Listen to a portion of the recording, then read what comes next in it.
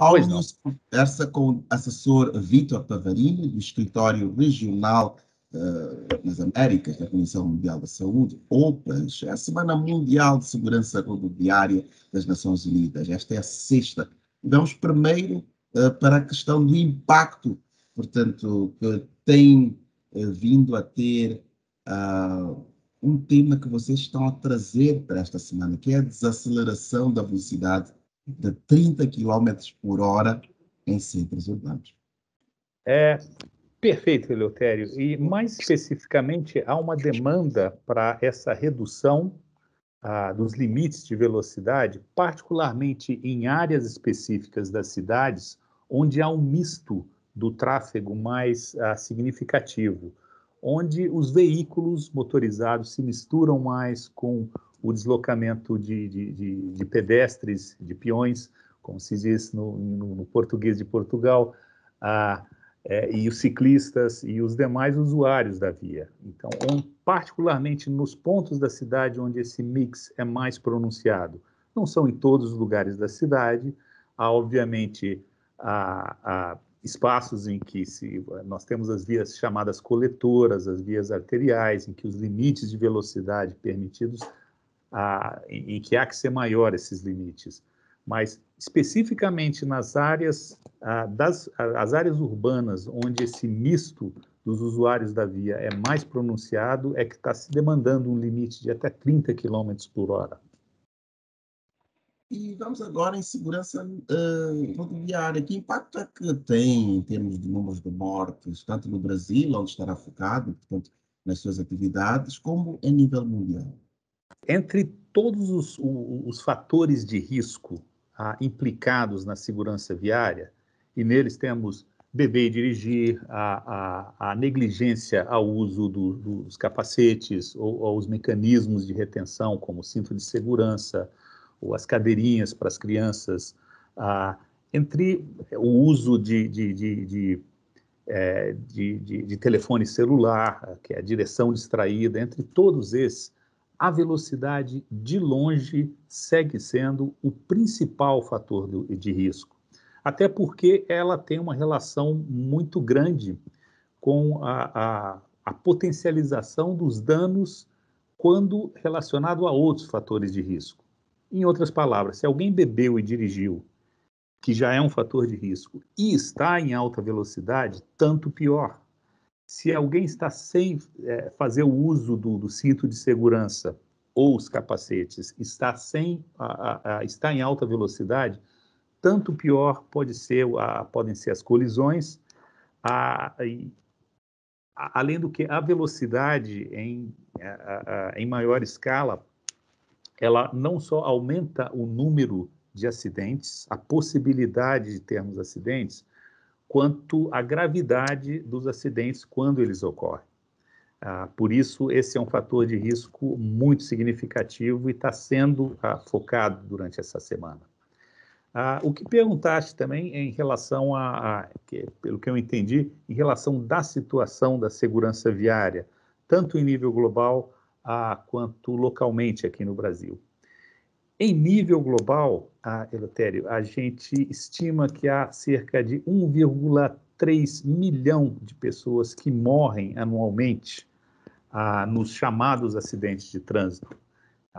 Vimos chamando aqui ultimamente no Brasil e em países de língua espanhola também de sinistros de trânsito, porque de acidentes eles não têm nada, a maioria. São eventos que, em sua imensa maioria, são previsíveis, portanto, evitáveis.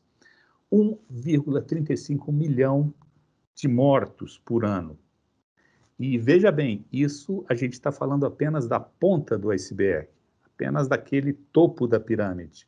Além desses 1,35 milhão de pessoas que morrem anualmente, estima-se que até 50 milhões sobrevivem feridos com alguma sequela. Ou seja, é muito mais grave do que apenas, entre aspas, os óbitos, mas a situação dos que sobrevivem e dos que vivem com os que sobrevivem.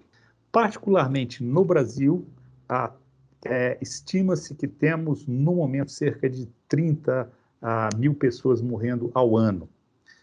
Isso porque tivemos um progresso significativo. Na última década, tivemos uma redução de 45.000 para 30.000 mortos no trânsito, que representa uma queda de cerca de 30%, né?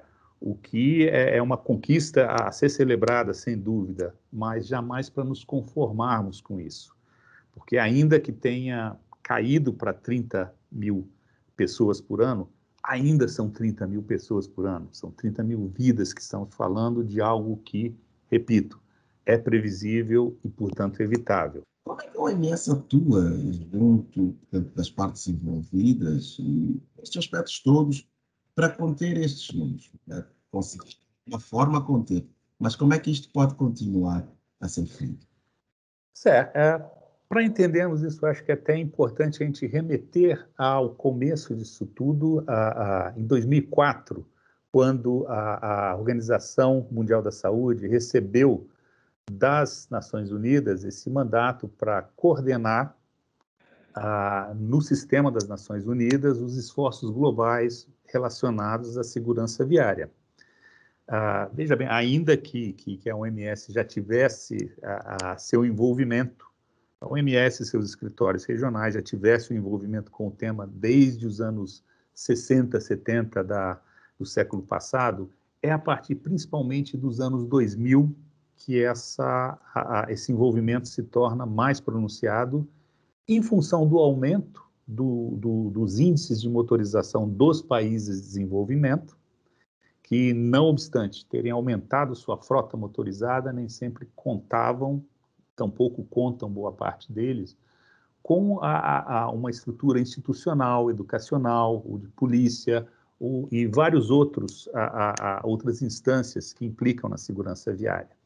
Então, foi dado esse mandato para a Organização Mundial da Saúde. E vejam, temos várias outras agências, como você sabe, nas Nações Unidas.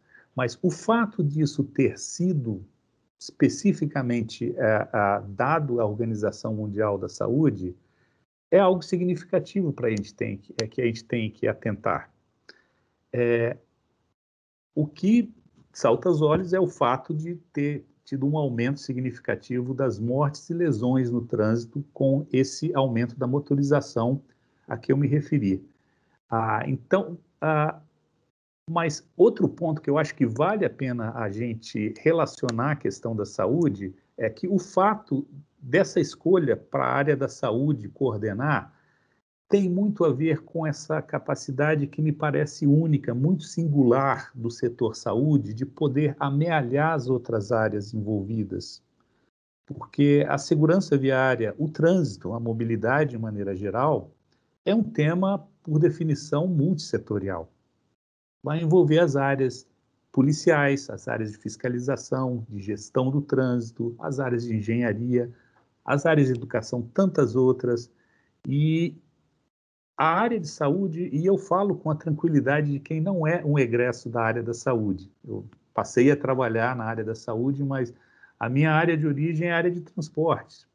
Então, eu falo sem ser alguém suspeito, querendo enfatizar demais a saúde, como com uma visão externa de quem conseguiu perceber essa capacidade única do setor saúde de trazer as outras áreas. O que quer dizer sobre o impacto deste, vamos dizer, do maior uso da bicicleta, das caminhadas e de outras formas, desta retoma da ocupação do espaço público pela população, pelos pedestres, não é?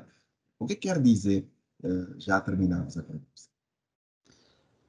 Sim, Letério, trazes um ponto muito interessante aqui.